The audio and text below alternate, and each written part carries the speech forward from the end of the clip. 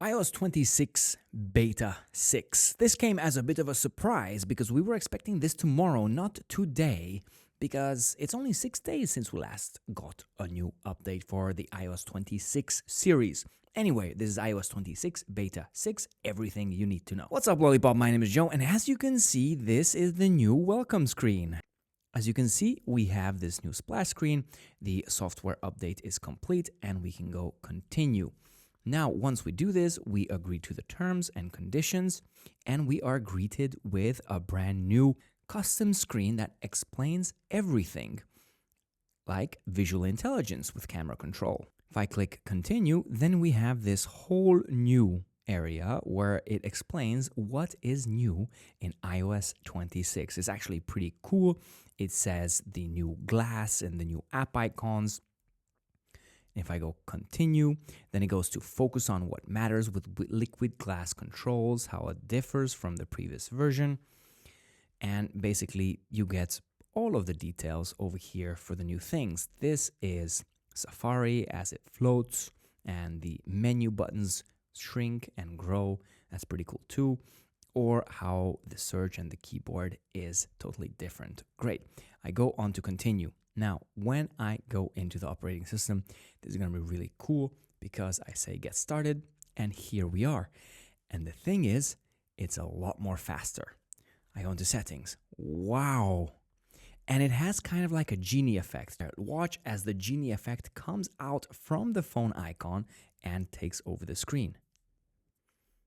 And it's super fast. I don't even have time to pull away my fingers so you can see totally on what's happening because it opens everything super fast. Animations are twice as fast as before. The camera opens super fast. I go into my calendar.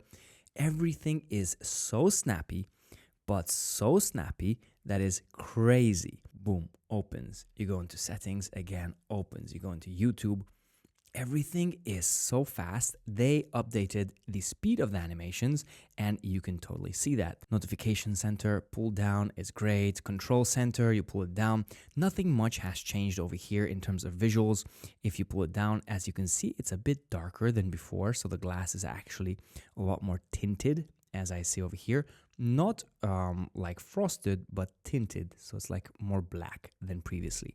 That's pretty cool. Next thing is when we go into photos, we are greeted with a new splash screen. As you can see, what's new in photos, updated navigation, more customization for collections, and explore special scenes so you can have the 3D effect in your photos. That's pretty cool.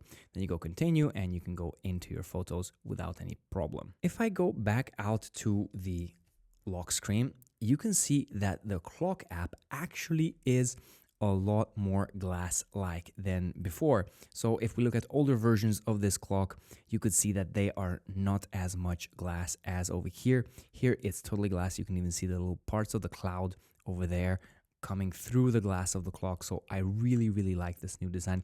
I think it's truly great. Another small tidbit that has changed is if we go into settings and we go to the camera, and we scroll down, now the classic scrolling for the camera is taken away and it has been defaulted. So what this means is when you go into the camera and you switch here between the modes, the classic mode is default and you cannot get the new mode anymore. I think this is a much better thing.